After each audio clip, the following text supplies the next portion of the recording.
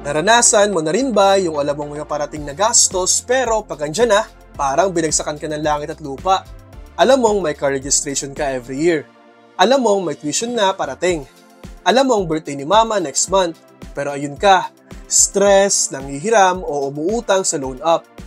Kung tutuusin, hindi naman talaga tayo nagulat, di ba? Alam naman natin mangyayari yan. Ang problema lang, hindi natin pinaghandaan. Minsan, hindi lang tayo kulang sa effort. Kulang lang tayo sa system. At dito papasok ang sinking fund. Isang simple pero life-changing na sistema para makontrol natin ang mga gastos na alam nating parating. Tahimik, simple pero powerful. Ito ang isa sa mga sikreto ng Pinoy Stealth Wealth Mindset. I'm Chan and welcome to Pinoy Stealth Wealth, the channel na hindi nagpe-flex para lang maka-impress. Dito, we focus on real wealth, smart money habits at financial freedom. Pinag-uusapan din natin ang modest living, practical wisdom at kung bakit sa panahon ngayon, mas sastig yung taong simple pero panalo sa buhay. Kung suwa ka na sa paycheck to paycheck cycle, tara, let's break it down. Part 1. Ano ang sinking fund? Okay, let's break it down. Sinking fund, parang intimidating pakinggan, parang pang-accountant o pang-corporate. Pero simple lang yan. Historically, ginagamit ito ng mga kumpanya para mag-ipon unti-unti, pambayad ng utang o kaya pambili ng bagong equipment. In short, they sink money into a fund regularly hanggang ready na sila. In personal finance, same concept lang. A sinking fund is money you set aside little by little for expenses na alam mong parating, pero hindi pa ngayon. Example, kailangan mong magbayad ng 12,000 pesos sa car maintenance next year. Instead na mabigla ka, hatiin mo sa 12 months. 1,000 pesos per month, mas magaan, mas simple, mas kalmado. Short story. Si Ana, isang working mom, alam niyang every June may tuition si Junior. So, January pa lang, nagsisinking fund na siya. 2,000 pesos per month, pagdating ng June, ready na siya. Walang utang, walang stress. Hindi ito magic. It's maturity in action. That's what a sinking fund does. It allows you to prepare quietly and pay confidently. Part 2. The psychology behind it. Ngayon, bakit ba sobrang effective ng sinking fund? Simple lang. It's more about psychology than math. Number 1, control over chaos. Kapag may sinking fund ka, hindi ka matataranta pag may gastos kasi planado. Alam mo na may napuntahan ng pera mo bago pa man siya kailanganin. Number 2, small, consistent wins. Mas madali sa utak natin ang 500 pesos kada buwan kaysa 6,000 na biglaan.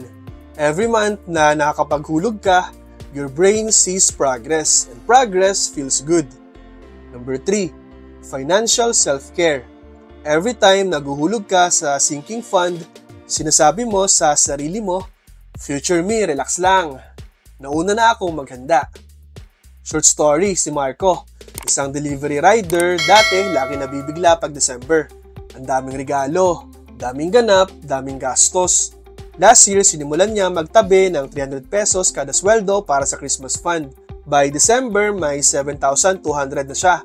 This time, siya pa yung nag-abot ng panghanda. Walang utang, walang kaba.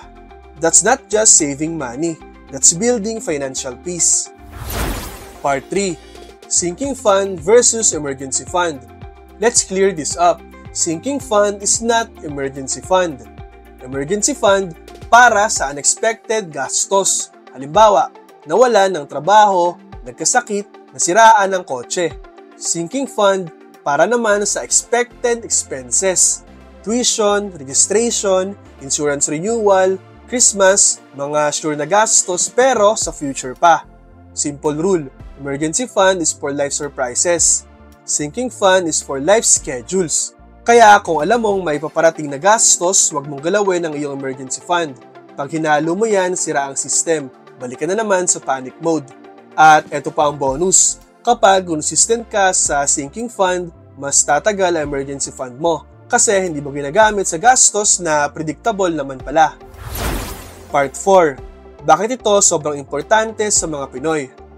Real talk. Karamihan sa atin reactive pagdating sa pera. Laging saka na natin isipin pag andyan na. Pero kung gusto mong umangat, kailangan mong maging proactive. Di mo kailangan manghiram tuwing enrollment, hindi ka na magugulat tuwing December, di mo kailangan umutang pang car maintenance o pang birthday. The sinking fund teaches you something deeper, financial calmness. Mini story, naalala mo yung office mate mong laging chill kahit sabay-sabay ang bayarin? Tahimik lang siya pero steady lagi ang wallet. Hindi siya mayaman pero maayos ang system niya sa pera. That is sinking fund at work. Uy, saglit lang! Kung gustong matutunan tong lifestyle na to, subscribe now sa Pinoy Stealth Wealth, Real Talk, Real Goals, Real Freedom. Okay, balik tayo. Part 5. How to create your own sinking fund step by step. Alright, practical mode tayo. Paano mo sisimulan ang sarili mong sinking fund? Madali lang. Step 1. Identify your predictable expenses. List down lahat ng gastos na siguradong darating. Tuition, insurance, car registration, Christmas, birthdays, annual dues, gadgets, even travel funds. Step 2. Estimate the total amount needed. Example, gadget 10,000 pesos, birthday 5,000 pesos, Christmas 8,000 pesos. Total 23,000 pesos. Step 3.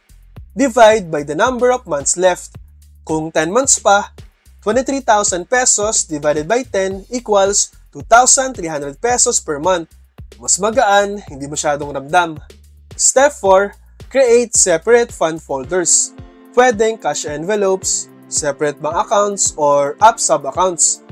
GSave, Maya, Maribank, Tonic. Lagyan ng label, car reg fund, Christmas fund, tuition fund. Visual separation equals better discipline. Step 5. Automate if possible. Set reminders or auto-transfer every payday. Tanggal tamad, tanggal kalimot. Step 6. Respect the fund. Golden rule, wag galawin. Once you break it, nawawala yung tiwala mo sa sarili mo. Treat it like sacred money para sa future peace mo. Part 6. Practical tips and strategies. Tip number 1. Start small. Okay lang kahit isa o dalawang kategory muna ng sinking fund, kahit 300 to 500 pesos per month, solid na simula yan. Tip number 2. Use your 13th month pay wisely. Instead na mag-shopping spree, i-advance fund mo na lang yung gastos next year. Future self will thank you. Tip number 3. Treat it like a bill. Pag dumating ang sweldo, hulog agad. Technically, bill mo na rin yan. Future bill nga lang. Tip number 4. Reward yourself. Pag natapos mo yung goal, treat yourself kahit ice cream lang. It keeps you motivated. Tip number 5.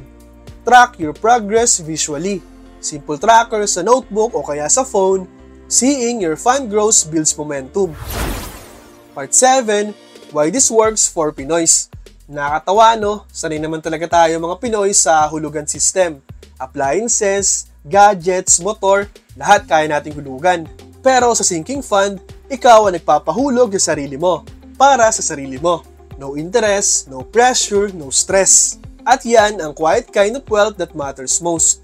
Hindi kailangan pagyabang, hindi kailangan makita ng iba. Basta ikaw, alam mong ready ka. Eto ang stealth wealth mindset. Tahimik ka lang, pero laging handa. Hindi halata, pero steady ka sa laban ng buhay. Final thoughts. Kung sawa ka na sa kakapanik tuwing may bayarin, eto na ang sign mo. Start your first sinking fund today. Kahit maliit, kahit paunti-unti. Di mo kailangan maging mayaman para maging handa. Ang kailangan mo lang ay disiplina at direksyon. Dahil sa pera, hindi kung gaano kalaki ang ipon mo ang sukatan, kundi kung gaano ka ka-peaceful kahit may paparating na gastos. Yun ang tunay na stealth wealth. Tahimik, kalmado, at handa sa lahat ng panahon. Kaya kung gusto mo pang matuto kung paano maging wise, simple pero panalo sa buhay, subscribe na sa Pinoy Stealth Wealth. Tandaan, hindi man tayo flashy, pero future natin, steady at happy. Subscribe now and see you in the next video.